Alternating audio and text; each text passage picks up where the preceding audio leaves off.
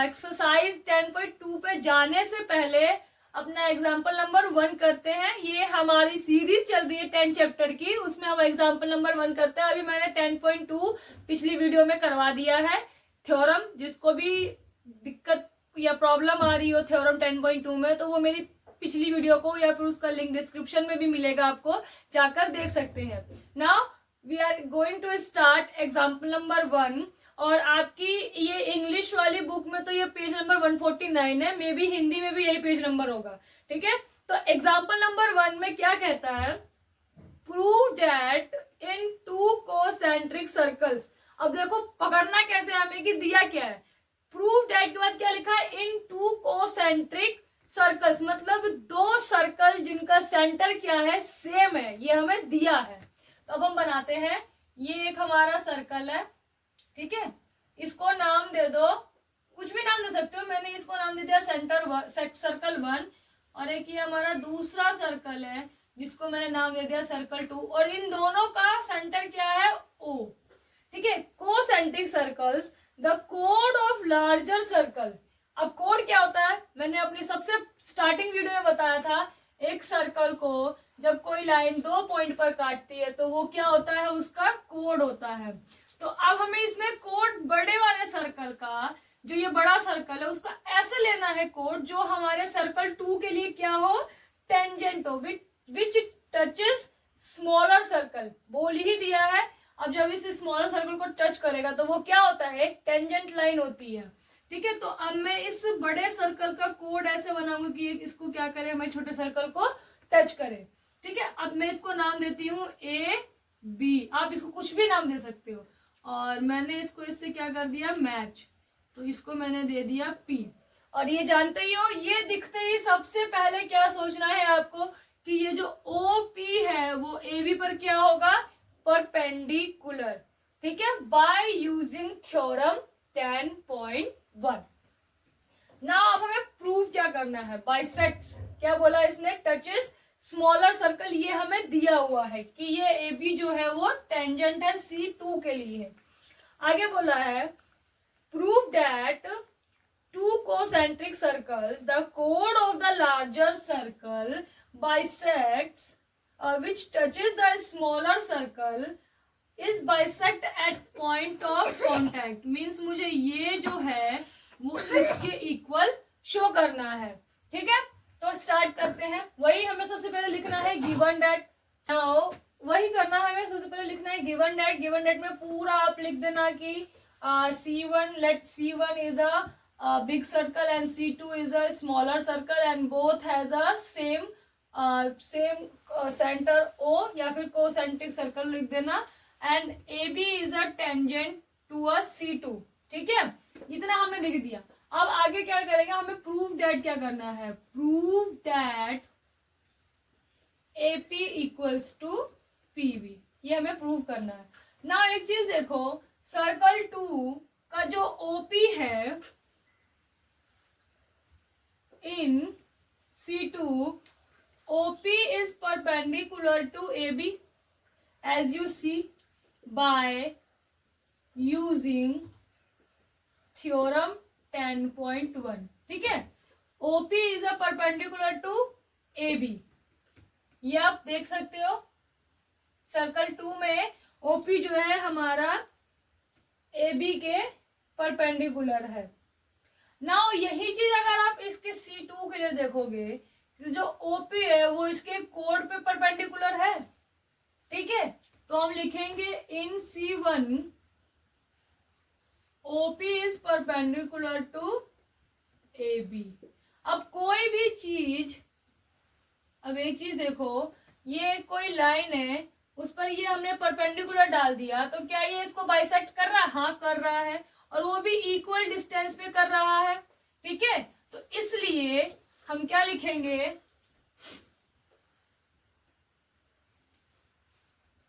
Therefore का यही है डॉट। ठीक है, therefore OP is perpendicular to AB and that's why AB is equals to sorry A B नहीं, P B equals to P A, ठीक है, हैंस प्रूव्ड, ये आ जाएगा हैंस प्रूव्ड। ठीक है फ्रेंड्स, यहाँ पे हमारा एग्जाम्पल नंबर 1 फिनिश होता है। इसी के साथ हम एग्जाम्पल 2 भी देख लेते हैं, वो भी एक छोटा सा वो, लेकिन एग्जाम्पल नंबर जो 2 है वो आपका बहुत बहुत बहुत इंपॉर्टेंट क्वेश्चन बन जाता है। इस टाइप के क्वेश्चंस आने के बहुत चांसेस होते हैं आपके एग्जाम्स में। सो इसलिए मैंने स्टार्टिंग में ही बोला था कि एक भी एग्जाम्पल अपनी बुक का छोड़ के नहीं जाना है। एक्स्ट्रा कुछ करने से पहले अपनी एनसीईआरटी कंप्लीट करो एंड देन मूव करो किसी अदर रेफरेंस पे या अदर बुक्स पे। वैसे तो मैं आर डी शर्मा भी लेके चलूंगी, एक बार बुक कंप्लीट हो जाए हमारे रिवीजन सीरीज में, उसके बाद हम आर डी शर्मा के एग्जांपल्स लेंगे। ठीक है, नाउ फ्रेंड्स स्टूडेंट्स, आज हम अब एक अगला एग्जांपल है हमारा एग्जांपल नंबर 2, अब हम वो देखते हैं। ठीक है, हमारी रिवीजन सीरीज चल रही है 10 चैप्टर की, उसमें अगला क्वेश्चन है, अगला एग्जाम्पल हमारा 10 चैप्टर का है 2, जो आपको पेज नंबर 150 पे मिलेगा। क्वेश्चन क्या कहता है, two tangent TP and TQ, diagram दे ही रखा है, मैं डायग्राम बना लेती हूँ। ये एक सर्कल है, सर्कल थोड़ा टेढ़ा हो गया है, ये एक सर्कल है, ठीक है, और tangent T P and T Q, ये कोई हमने पॉइंट टी ले लिया, यहाँ से एक ये गया और यहाँ से एक ये है।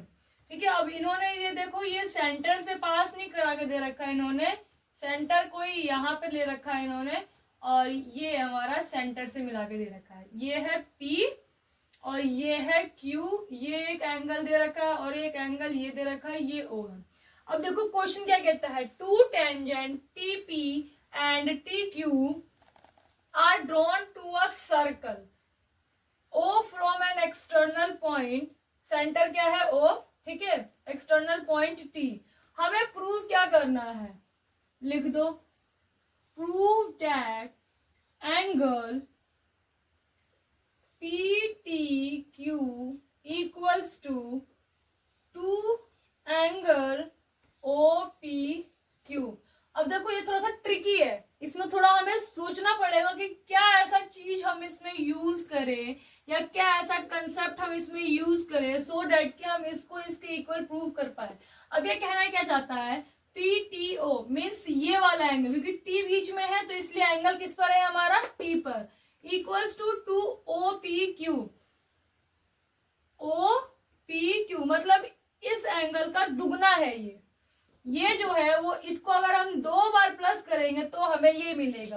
अब पहले तो हमें सोचना पड़ेगा कि क्या चीज हम इसमें यूज कर सकते हैं जिससे कि हम इसको प्रूव कर पाए। तो सबसे पहले तो लिख दो जो भी दिया है, इतना तो हम कर ही सकते हैं एग्जाम में। ठीक है, गिवन दैट, एग्जामिनर दया तरस खा के हमें इतना तो 1 नंबर 2 नंबर तो गिवन डेट का दे ही देगा। गिवन डेट क्या है, TP and TQ are tangent, Hindi वाले बच्चों के लिए लिख लेना, टीपी एंड टीक्यू जो है वो 2 स्पर्श रेखाएं हैं।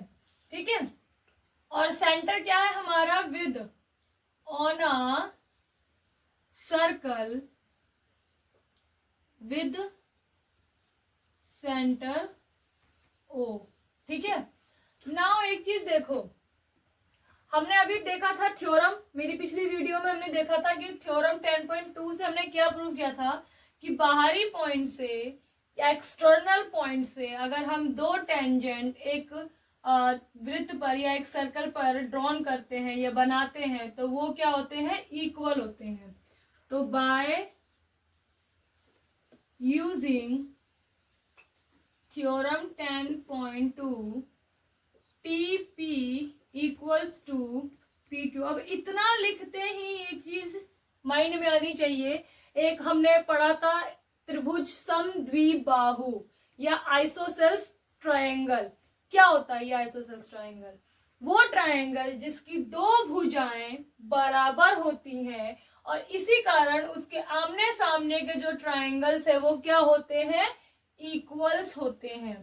ठीक है, तो ये जो एंगल है, ये जो कोण है, समद्विबाहु त्रिभुज वो त्रिभुज होता है जिसमें 2 भुजाएं बराबर होती हैं और इसी वजह से 2 कोण आपस में क्या हो जाते हैं, बराबर हो जाते हैं। ठीक है, तो अब देखो हमारे इसमें भी ये पूरा एक मैंने ट्रायंगल दे रखा है, बीच में कोई डॉट वगैरह कुछ भी नहीं है। ठीक है, तो अब हम क्या कह सकते हैं कि ये वाला इसके अगर इक्वल है तो this is isosceles triangle, this is isosceles triangle. तो लिख सकते हैं हम दैट्स वाई ट्रायंगल या फिर त्रिभुज, पूरा लिखेंगे एग्जाम में, triangle T P Q is isosceles triangle. Hindi में हम क्या बोलते हैं इसको, सम द्विबाहु त्रिभुज, जिसकी दो भुजाएं बराबर होती हैं। ठीक है, अब हमें ये पता चल गया, तो अब हम इस एंगल को क्या ये लिख सकते हैं, triangle P T Q equals to half of triangle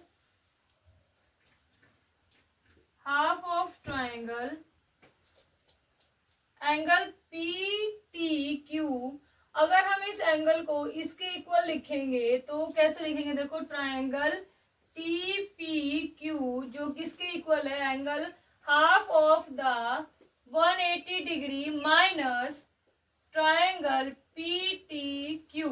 अब देखो ये मैंने किया कि इस चीज को समझो, सबसे बड़ा खेल यहीं पर है।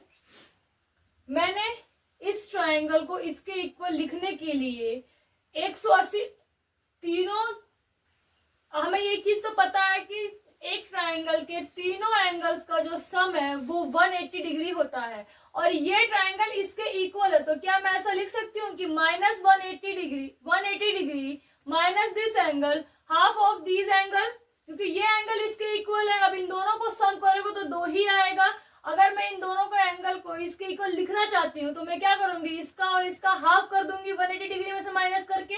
वही मैंने लिखा है कि एंगल पीटीओ, ये एंगल मैंने इस एक के बराबर रखने के लिए क्या किया, half of the 180 degree minus PTO, इस एंगल को 180 डिग्री में से माइनस करके मैंने इसके इक्वल लिख दिया है। अब हम बार बार इस एंगल को ना लिख के हम इसको एक नाम दे देते हैं थीटा।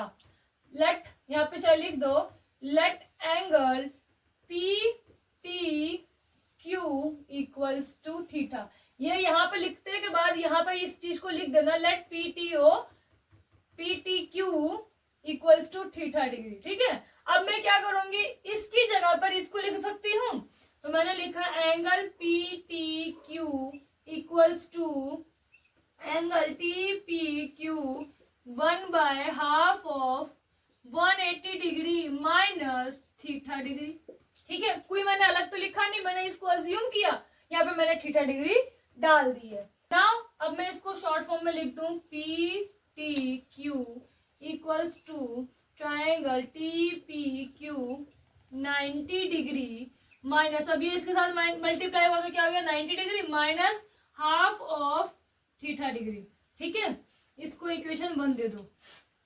अब एक चीज हमने अभी थ्योरम 10.2 में देखा था कि ये जो एंगल है यहाँ पे, ये जो पूरा एंगल है, क्योंकि ये जो टेंजेंट को काट रहा है वो रेडियस ये है, ओपी रेडियस यहाँ पे कट कर रहा है, तो दैट्स वाई ये पूरा एंगल, एक मिनट में रेड मार्कर से बताती हूँ, ये जो पूरा एंगल है ये 90 डिग्री का है। ठीक है, ये जो पूरा एंगल है ये 90 डिग्री का, क्योंकि ये ओपी जो है रेडियस है और ये टेंजेंट है। और थ्योरम क्या कहती है हमारी 10.1 कि सेंटर या फिर जो त्रिज्या है, ये जो रेडियस है, वो अगर किसी टेंजेंट पर परपेंडिकुलर होती है तो 90 डिग्री का एंगल बनाती है। ठीक है, और हमें प्रूफ क्या करना है, ये वाला जो एंगल है। ठीक है, तो अब मुझे ये एंगल, इसमें से अगर मैं इस एंगल को माइनस कर दूं तो क्या मुझे ये वाला एंगल मिल जाएगा, मिल जाएगा ना। अगर मैं इस पूरे में से अगर मैं इतना माइनस कर दूं तो मुझे ये वाला एंगल मिलेगा। तो चलो अब हम इसको लिखते हैं,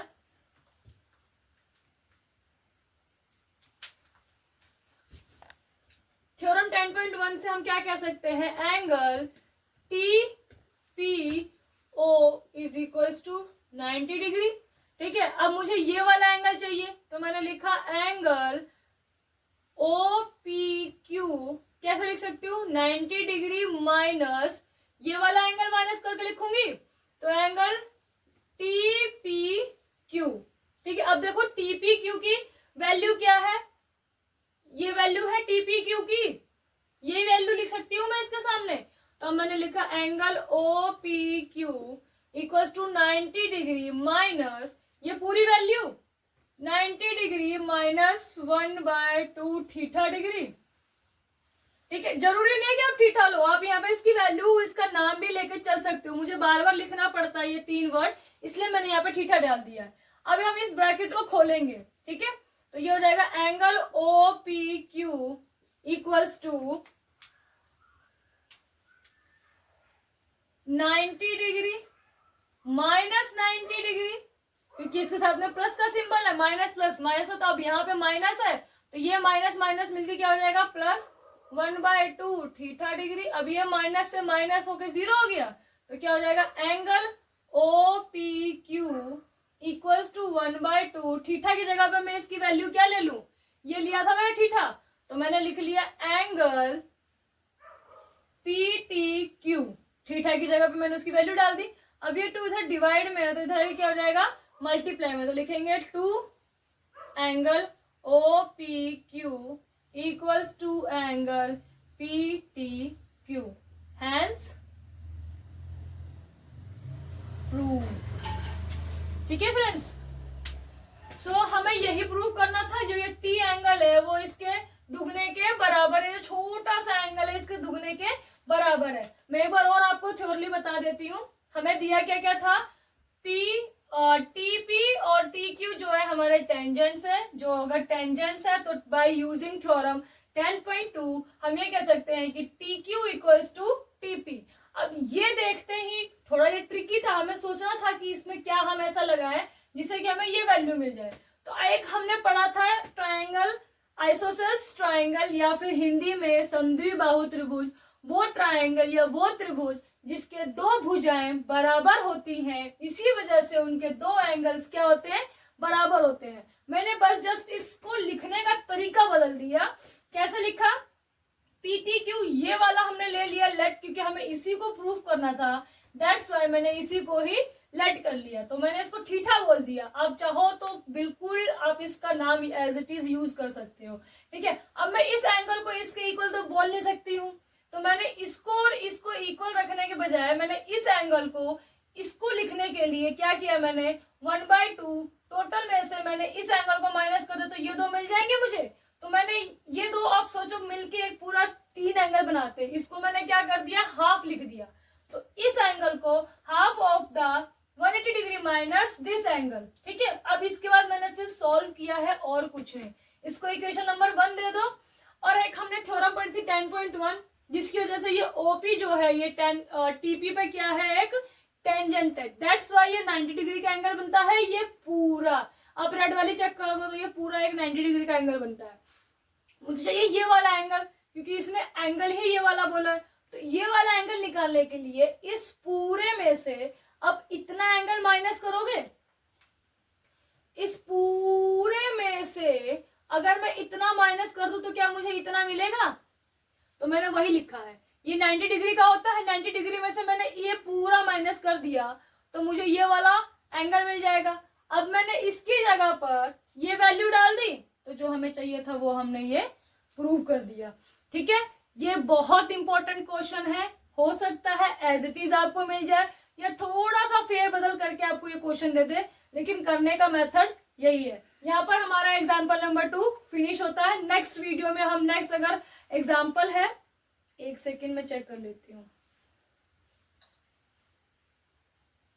नेक्स्ट वीडियो में हम एग्जाम्पल नंबर 3 देखेंगे। ठीक है, तब तक आप इन वीडियोस को, और जिन बच्चों ने स्टार्टिंग की वीडियोस नहीं देखी है, प्लीज आप जाके उनको चेक कीजिए, देखिए, समझिए। कहीं कोई प्रॉब्लम आती है तो मुझे शेयर कीजिए। मेरा व्हाट्सएप नंबर भी आपको लिंक में मिल जाएगा डिस्क्रिप्शन में, और अदर वीडियोस की लिंक भी आपको मेरे डिस्क्रिप्शन में मिल जाएगी। ओके।